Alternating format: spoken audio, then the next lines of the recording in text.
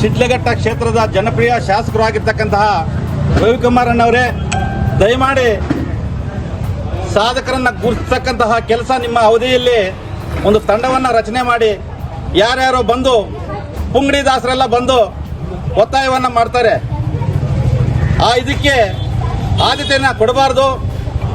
ಲೆಟೆಡ್ ತಮ್ಮ ಹತ್ರ ಬಂದು ಯಾರು ಕೆಲವರಿಗೆಲ್ಲ ಒತ್ತಾಯವನ್ನು ಮಾಡಿದ್ದಾರೆ ಅಂತಕ್ಕಂಥ ವಿಚಾರ ತಮಗೂ ಗೊತ್ತಿದೆ, ನನಗೂ ಕೂಡ ಗೊತ್ತಿದೆ. ಹಾಗಾಗಿ ನೋಡಿ, ನನ್ನ ದಾಖಲೆಗಳನ್ನು ಬಹಿರಂಗಪಡಿಸ್ತಾ ಇದ್ದೇನೆ. ಹಾಗಾಗಿ ಒಂದು ಏನು ಸಾಧನೆಯನ್ನು ಮಾಡಿರ್ತಾರೆ ಅವರಿಗೆ ಬೆನ್ನು ತಟ್ಟತಕ್ಕಂಥ ಪ್ರೋತ್ಸಾಹಿಸತಕ್ಕಂಥ ಕೆಲಸ ತಮ್ಮ ಅವಧಿಯಲ್ಲೂ ಕೂಡ ಆಗಬೇಕು. ಯಾರೋ ಒಬ್ಬೊಬ್ಬರು ಹೇಳಿಕೆ ಮಾತುಗಳಿಗೆ ತಾವು ರವಾನೆಯನ್ನ ಮಾಡಬಾರದು. ನಿಜವಾದಂಥ ಸಾಧಕರಿಗೆ ಅನೇಕ ರೀತಿಯ ಸಾಧನೆಗಳನ್ನ ಮಾಡಿರ್ತಕ್ಕಂಥ ಪ್ರತಿಭಾವಂತರು ಶಿಡ್ಲಘಟ್ಟದಲ್ಲಿ ಇದ್ದಾರೆ. ಆಡಳಿತ ಅನೇಕ ರೀತಿಯಲ್ಲಿ ಸಾಧನೆ ಮಾಡಿರ್ತಕ್ಕಂತಹ ಅವರಿಗೆ ಒಂದು ಗುರುತಿಸುವಲ್ಲಿ ವಿಫಲರಾಗಿದೆ. ಈ ಮೂಲಕ ಜಿಲ್ಲಾಡಳಿತಕ್ಕೆ ಧಿಕ್ಕಾರವನ್ನ ಹೇಳ್ತಾ ಇದ್ದೀನಿ. ಈಗಾಗಲೇ ನಮ್ಮ ಶಿಡ್ಲಘಟ್ಟಕ್ಕೆ ಯಾವುದೇ ರೀತಿಯ ಈ ಒಂದು ಬಾರಿ ಪ್ರಶಸ್ತಿಯನ್ನ ನೀಡುವಲ್ಲಿ ವಿಫಲವಾಗಿರ್ತಕ್ಕಂಥದ್ದು, ಮತ್ತೆ ಚಿಕ್ಕಬಳ್ಳಾಪುರಕ್ಕೆ 4 ರಿಂದ 6 ಏನೋ ಪ್ರಶಸ್ತಿಗಳನ್ನು ಕೊಟ್ಟಿರ್ತಕ್ಕಂಥದ್ದು ನಾವು ಮನಗಾಣ್ತಾ ಇದ್ದೀವಿ. ಅನೇಕ ರೀತಿಯ ಅನೇಕ ವಿಭಾಗಗಳಲ್ಲಿ ಸಾಧನೆ ಮಾಡಿರ್ತಕ್ಕಂತಹ ಸಾಧಕರನ್ನ ನಿಜವಾದಂಥ ರೀತಿಯಲ್ಲಿ ಗುರುತಿಸಬೇಕು. ಅರ್ಜಿಗಳು ಹಾಕೊಂಡು ನಿಮ್ಮ ಗೇಟು ಕಾಯುವಂತಹದ್ದು, ರಾಜಕಾರಣಿಗಳ ಗೇಟು ಅವ್ರ ಮನೆ ಬಾಗಿಲು ಕಾಯುವಂತಹ ಕೆಲಸ ಆಗಬಾರದು. ಇನ್ನು ಮುಂದೆ ಯಾವುದೇ ಒಂದು ಜಿಲ್ಲಾಡಳಿತಕ್ಕೆ ಒಂದು ಕಲಾವಿದನ ಒಂದು ಎಚ್ಚರಿಕೆಯ ಒಂದು ಆಗ್ರಹ ಆಗಿದೆ. ಮುಂದಿನ ದಿನಗಳಲ್ಲಿ ಇದೇ ರೀತಿ ಏನಾದರೂ ಜಿಲ್ಲಾಡಳಿತ ಮುಂದುವರಿಸದೆ ಜಿಲ್ಲಾಡಳಿತ ಒಂದು ಕಾರ್ಯಕ್ರಮದಲ್ಲಿ ಒಂದು ಪ್ರತಿಭಟನೆಯನ್ನ ಮಾಡ್ತೀವಿ. ನಾನು ಇನ್ನು ಮುಂದೆ ಯಾವುದೇ ಅರ್ಜಿಯನ್ನ ಹಾಕುವುದಿಲ್ಲ. ನಾನು ಯಾವುದೇ ಪ್ರಶಸ್ತಿಗೆ ಹಿಂದೆ ನಾನು ಕ್ಯೂ ಅನ್ನ ನಿಲ್ಲುವುದಿಲ್ಲ. ಅದಾಗದೆ ನನಗೆ ಅರಸಿ ಬಂದಾಗ ಮಾತ್ರ ನಾನು ಪ್ರೀತಿಯಿಂದ ತಗೊಳ್ತೀನಿ.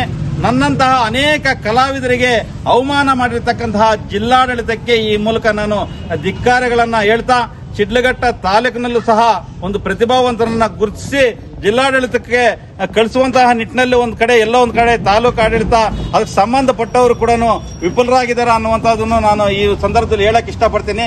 ಕಳೆದ ಬಾರಿ ಲೆಟರ್ಗಳು ಕೊಟ್ಟು ಜಿಲ್ಲಾಡಳಿತಕ್ಕೆ ಕಳಿಸ್ಬೇಕಂತೇಳಿ ಕೆಲವರು ಜವಾಬ್ದಾರಿಯನ್ನು ವಹಿಸಿದ್ರು. ಆ ಜವಾಬ್ದಾರಿಯಸ್ಥರು ಕೂಡ ಈ ಸರಿ ಎಲ್ಲೋ ಅವ್ರ ಕಣ್ಣು ಕಾಣಲಿಲ್ವಾ, ನಮ್ಮ ತಾಲೂಕು ಈ ಈನ ಪರಿಸ್ಥಿತಿಗೆ ಹೋಯ್ತಂತಕ್ಕಂಥದ್ದನ್ನು ಕೂಡ ನಾನು ಈ ಸಂದರ್ಭದಲ್ಲಿ ಹೇಳ್ತಾ ಇದ್ದೀನಿ.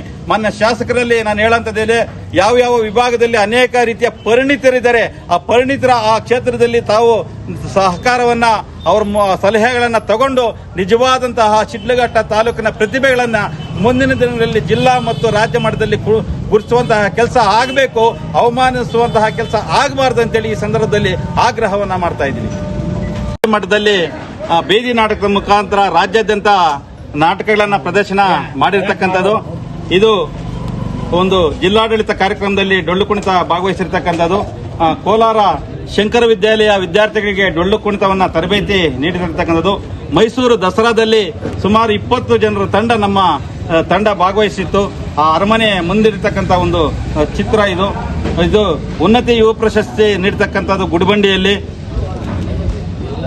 ಇದು ಕೂಡ ಕೋಲಾರ ಜಿಲ್ಲಾ 10ನೇ ಕನ್ನಡ ಸಾಹಿತ್ಯ ಸಮ್ಮೇಳನದಲ್ಲಿ ನಾನು ಕಂಗಿಲ ಕುಣಿತ ನೃತ್ಯವನ್ನು ತರಬೇತಿ ನೀಡಿದ್ದೆ. ಅಲ್ಲಿ ಪ್ರದರ್ಶನ ಮಾಡಿರ್ತಕ್ಕಂಥದ್ದು.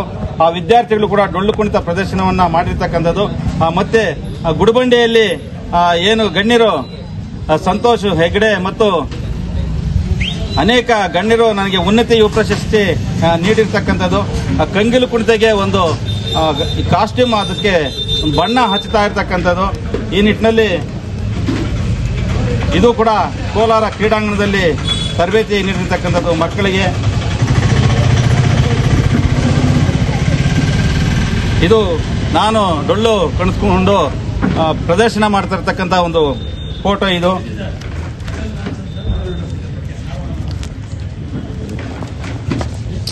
ಅವ್ರಿಗೆ ಮುಂದಿನ ದಿನದಲ್ಲಿ ಒಂದು ಬೆಳಕು ಚೆಲ್ಲುವಂತಹ ಕೆಲಸ, ಗುರುತಿಸುವಂತಹ ಕೆಲಸ ಆಗ್ಲಿ ಅಂತೇಳಿ ಈ ಸಂದರ್ಭದಲ್ಲಿ ಆಗ್ರಹಿಸ್ತಾ ಕನ್ನಡ ರಾಜ್ಯೋತ್ಸವದಲ್ಲಿ ಭಾಗವಹಿಸಿದ್ದೀನಿ. ಆ ಲೆಟರ್ಗೆ ಒಂದು ಸನ್ಮಾನಗಳನ್ನ ಮಾಡತಕ್ಕಂತ ಸಂದರ್ಭದಲ್ಲಿ ನಮ್ಮಂತ ಸಾಧನೆಗಳು ಒಂದು ವಿನಾಶ ಆಗಬಾರ್ದು, ಜನಮಾನಸಕ್ಕೆ ಮುಟ್ಟುವಂತಹ ಕೆಲಸ ಆಗ್ಲಿ ಅಂತೇಳಿ ಈ ಒಂದು ಸಂದರ್ಭದಲ್ಲಿ ಮೆರವಣಿಗೆಯಲ್ಲಿ ಭಾಗವಹಿಸಿ ವೇದಿಕೆಯಲ್ಲೂ ಕೂಡ ಭಾಗವಹಿಸಿದ್ದೀನಿ. ಕರ್ನಾಟಕ ಸಾಹಿತ್ಯ ಅಕಾಡೆಮಿಯ ಚಕೋರ ವಿಚಾರ ವೇದಿಕೆ ಜಿಲ್ಲಾ ಸಂಚಾಲಕರಾಗಿ ಕೆಲಸ ಮಾಡ್ತಾ ಇದ್ದೀನಿ. ಚುಟುಕು ಸಾಹಿತ್ಯ ಪರಿಷತ್ತಿನ ಅಧ್ಯಕ್ಷರಾಗಿ ಕೆಲಸ ಮಾಡ್ತಾ ಇದ್ದೀನಿ. ಈದರೆ ಕಲೆ ಮತ್ತು ಸಾಂಸ್ಕೃತಿಕ ಕೇಂದ್ರ ತಂಡದ ಇಲ್ಲಿ 15 ವರ್ಷಗಳಿಂದ ಕೆಲಸ ಮಾಡಿದ್ದೀನಿ. ಸಾವಿರಾರು ವಿದ್ಯಾರ್ಥಿಗಳಿಗೆ ಡೊಳ್ಳು ಕುಣಿತವನ್ನ ಕಂಸಾಳೆಯನ್ನ